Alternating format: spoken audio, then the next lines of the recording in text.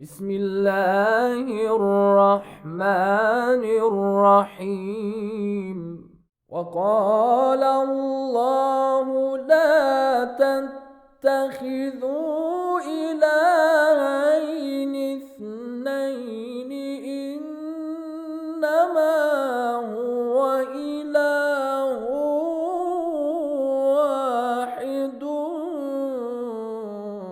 فإیایا فارہبون۔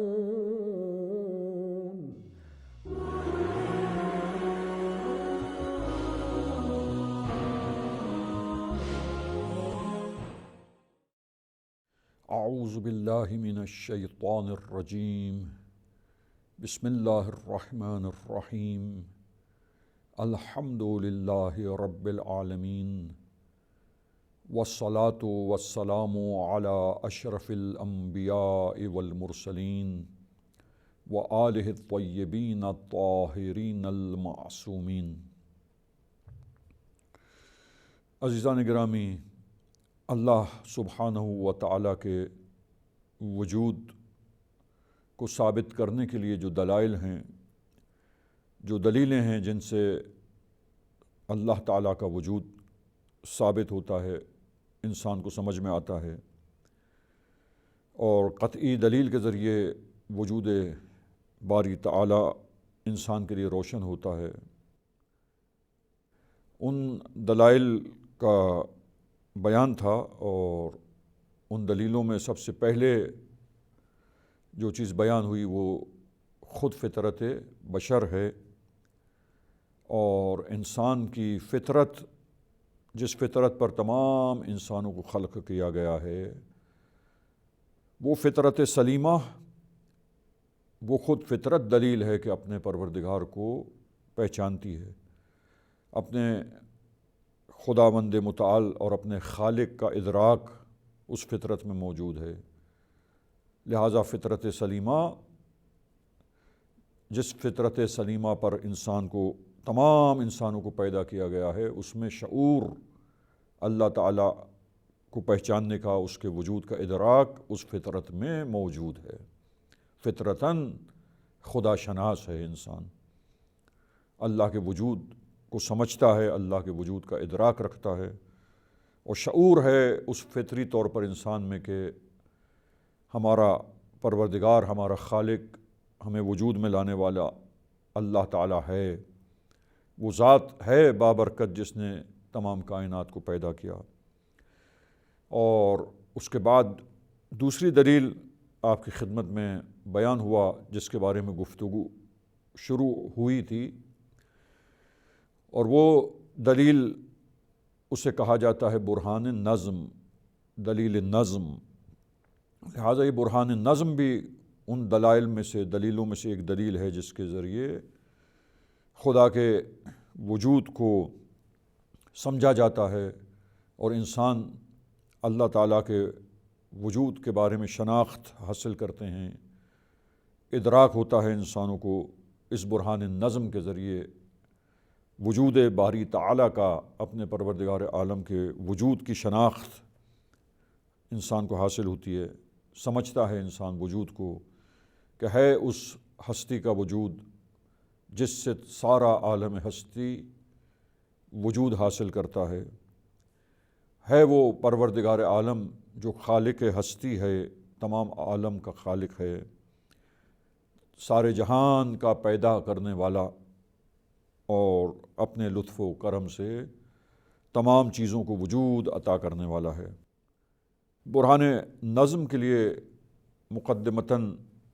کچھ مثالیں، اور مثالوں کی مدد سے نظم سے مراد نظم و ضبط جو ہے وہ کہاں صادق آتا ہے، کہاں پر یہ بات کہی جاتی ہے کہ یہاں پر نظم پایا جاتا ہے، اور یہ نظام، یہ سسٹم جو ہے اس میں نظم و ضبط ہے۔ تو بیان ہوا معزز سامعین کی خدمت میں کہ جہاں پہ ایک سسٹم ہو، ایک مرکب سسٹم ہے، تو ایک مرکب چیز کے اندر، مرکب سسٹم کے اندر، نظام کے اندر اجزاء ہیں، پارٹس ہیں سسٹم کے، اور ان پارٹس میں، ان اجزاء میں ارتباط اور ربط اور مربوط طریقے سے ایک دوسرے کے ساتھ ان میں نظم و ضبط پایا جاتا ہے، اور ہر حصہ جو ہے وہ اپنے کام کو انجام دے رہا ہوتا ہے بہت ایکیوریٹلی دوسرے حصے کے ساتھ ہم آہنگ ہوتے ہوئے۔ تمام حصے، تمام پارٹس جو سسٹم کے ہیں، اور اس کے لیے کمپیوٹر کی مثال معزز سامعین کی خدمت میں پیش کی گئی۔ جسم انسانی کی مثال کہ کس طرح سیلز سے مل کر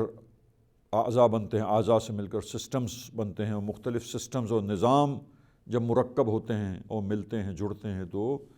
یہ باڈی اور یہ جسم انسان کا بنتا ہے، اور پھر جسم اور روح کے ملنے سے اور ترکیب سے یہ حیات مادی اور حیات دنیاوی انسان کو ملتی ہے، اور اس دنیا میں انسان کو اس صورت میں دنیاوی حیات عطا کی جاتی ہے اللہ تعالیٰ کی طرف سے کہ دنیا میں آئے اور اس دنیا میں اس کا امتحان اور آزمائش ہے۔ اور انگنت نعمتیں ہیں جو پروردگار عالم نے کمال تک پہنچنے کے لیے اور تکامل حاصل کرنے کے لیے انسانوں کے لیے یہ نعمتیں پیدا کی ہیں، بے حساب نعمتیں۔ اگر شمار کرنا چاہے تو انسان ان نعمتوں کو شمار نہیں کر سکتا۔ اسی برہان نظم کو مزید سمجھنے کے لیے چند اور مثالیں اپنے معزز سامعین، اپنے محترم ناظرین کی خدمت میں چند اور مثالیں مزید کچھ ہم پیش کرتے ہیں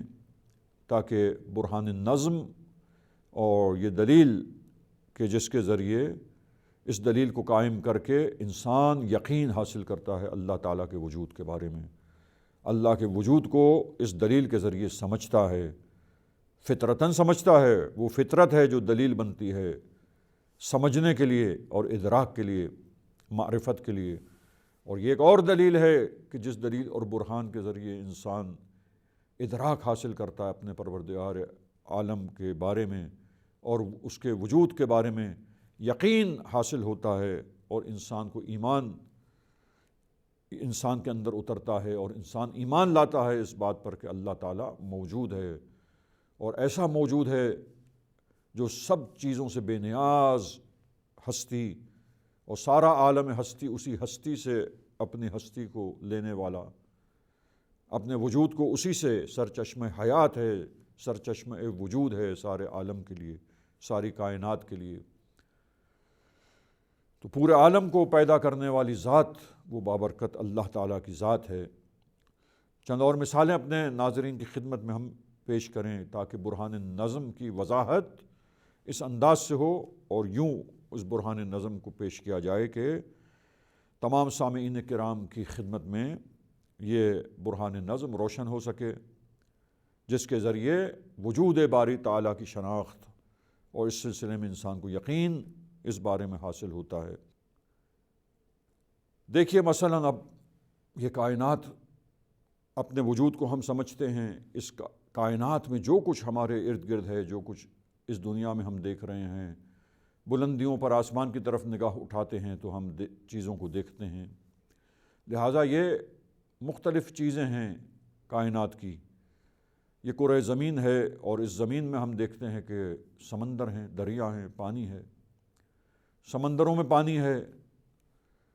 اور نہریں اور ندیاں جو بہہ رہی ہیں اس میں بہتا ہوا پانی ہے۔ وہ چشمے جو پہاڑوں کی بلندیوں سے پھوٹتے ہیں اور جاری ہوتے ہیں، اور بلندیوں سے جاری ہو کر نیچے کی طرف اترتے ہیں زمین کی طرف، اور اپنے راستے میں تمام چیزوں کو، تمام زمینوں کو سیراب کرتے ہیں، اور تمام جاندار، انسان اور دیگر حیوانات سب اس پانی سے فائدہ اٹھاتے ہیں، استفادہ کرتے ہیں، اور اسی پانی میں تمام جانداروں کی حیات ہے، اور زندگی موقوف ہے اس پانی پر۔ اگر جاندار چیزوں کو، ذی حیات چیزوں کو، جانداروں کو، حیواناتوں کو جو ہیں، انسان جو ہے، ان کو اگر پانی میسر نہ آئے اور پانی نہ ملے تو عزیزان گرامی، پانی کے بغیر یہ حیات ختم ہو جائے، زندگی جانداروں کی ختم ہو جائے۔ یہ زندہ جو موجودات ہیں، زندگی رکھنے والے، حیات رکھنے والے، یہ سب موت کے آغوش میں سو جائیں، پانی اساسی اور بنیادی ضرورت ہے، پانی وہ بنیادی شے ہے جس پر انسان کی حیات موقوف ہے، زندگی کا دار و مدار ہے۔ اب آپ دیکھیے یہ پانی کا نظام، لہٰذا یہ پانی جو سمندروں میں ہے، یہ پانی جو ندیوں اور نہروں میں بہہ رہا ہے، یہ پانی جو کنوؤں میں ہے زمین کے اندر، کنویں جب کھودتے ہیں تو زمین کے اندر سے پانی نکلتا ہے، اور اسی طریقے سے چشمے جو پھوٹتے ہیں اور جاری ہوتے ہیں، ان چشموں میں پانی ہے۔ آسمان سے جب پانی برستا ہے، برسات برستی ہے اور یہ بارش ہوتی ہے، تو اس برسات کے نتیجے میں جو پانی زمین پر آتا ہے، یہ پانی جو زمین کو سیراب کرتا ہے اور وہ خشک اور بنجر زمین سرسبز و شاداب ہو جاتی ہے، سبزہ اگنے لگتا ہے، پودے اگنے لگتے ہیں، اور یہ ساری زمین سرسبز ہو جاتی ہے، ہریالی اس زمین میں ہو جاتی ہے، زندگی اور حیات زمین کے مرنے کے بعد بنجر زمین میں نظر آنے لگتی ہے۔ اب آپ یہ پانی کے نظام کو دیکھیے، یہ زمین میں یہ پانی، اور بلندی کی طرف ہم دیکھتے ہیں، یہ اونچے اونچے پہاڑ ان کو دیکھتے ہیں۔ اب آپ دیکھیں کیسا نظام ہے اس کائنات کے اندر۔ یہی نہروں سے، ندیوں سے پانی جو ہے سمندروں سے ویپورائز ہو جاتا ہے، بخارات بن کر، ویپرز بن کر یہی فضا میں شامل ہو جاتا ہے، ہواؤں میں مل جاتا ہے، اور پھر یہ ویپرز اور یہ بخارات کی صورت میں جو پانی فضاؤں میں، ہواؤں میں جب آ جاتا ہے تو یہی جمع ہو کر اوپر بلندی کی طرف بادلوں کی صورت میں اکٹھا ہو جاتا ہے یہ پانی، اور پھر ان بلندیوں پر جہاں بادل بنتے ہیں، ان بادلوں کے بننے کا نظام جناب دیکھیے، جدید علم نے روشن کیا کس طریقے سے وہ بادل کی تشکیل ہوتی ہے اور کیسے بنتے ہیں۔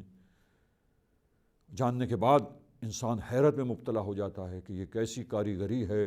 اس عظیم پروردگار کی، جس نے کیسا نظام پیدا کیا ہے۔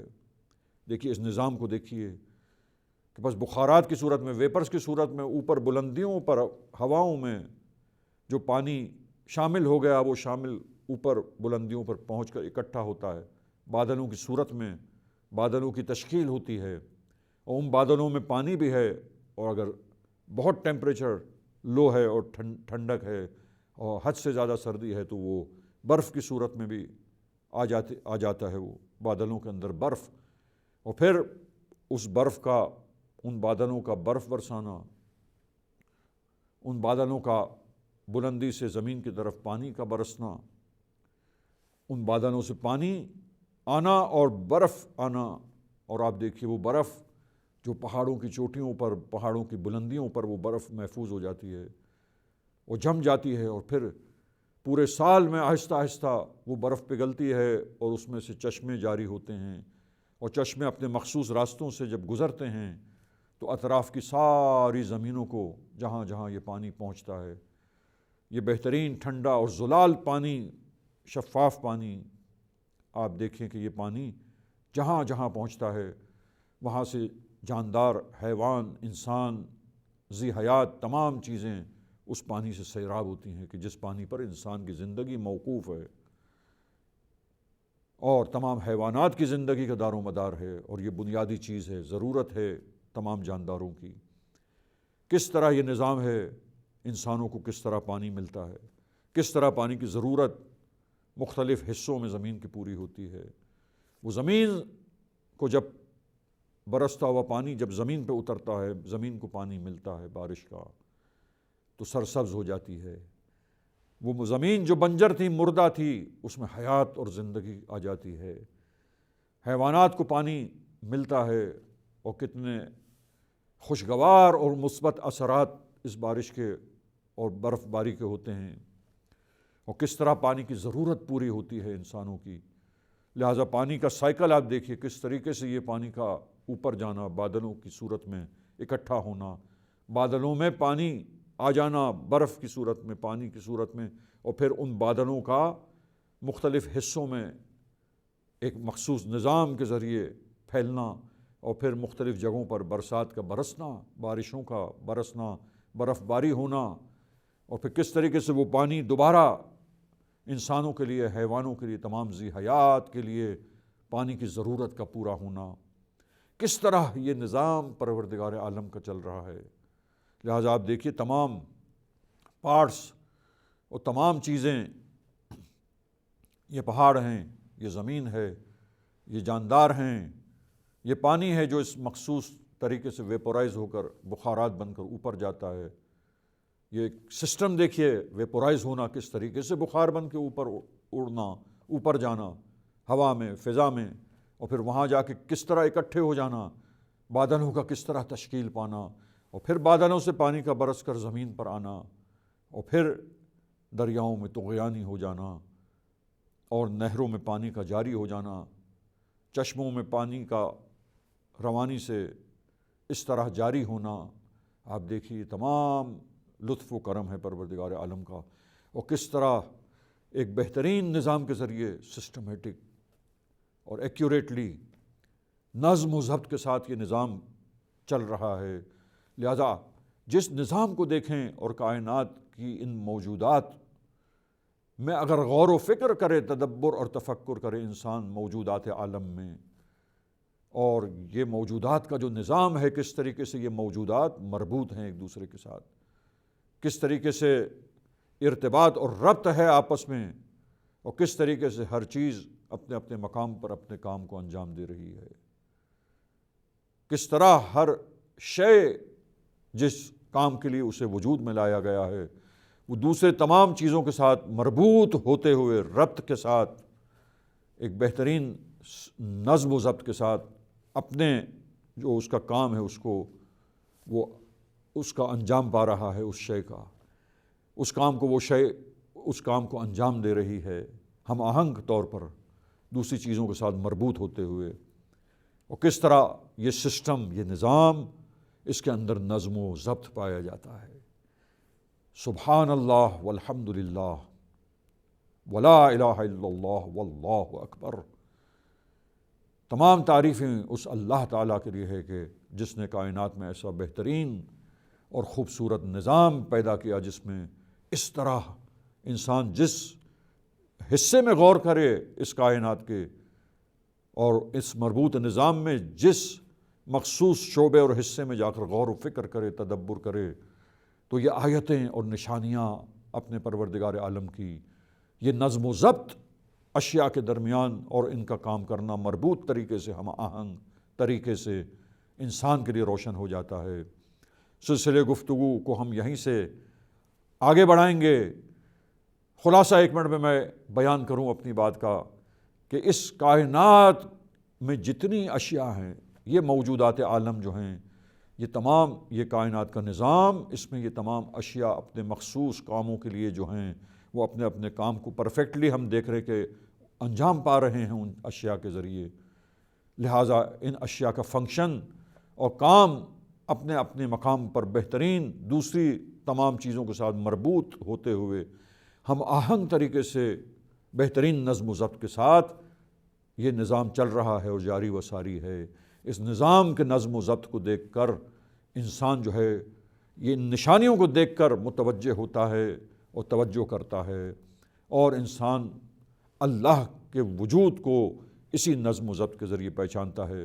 سلسلے گفتگو اس برہان نظم کے لیے اس کے پیش کرنے میں جہاں ہم چھوڑ رہے ہیں، یہیں سے سلسلے گفتگو کو ہم انشاءاللہ آگے بڑھائیں گے۔ وصلی اللہ علی محمد واہل بیتہ الطاہرین۔ اغفر لنا ذنوبنا وارفع البلايا، اغفر لنا ذنوبنا وارفع البلايا۔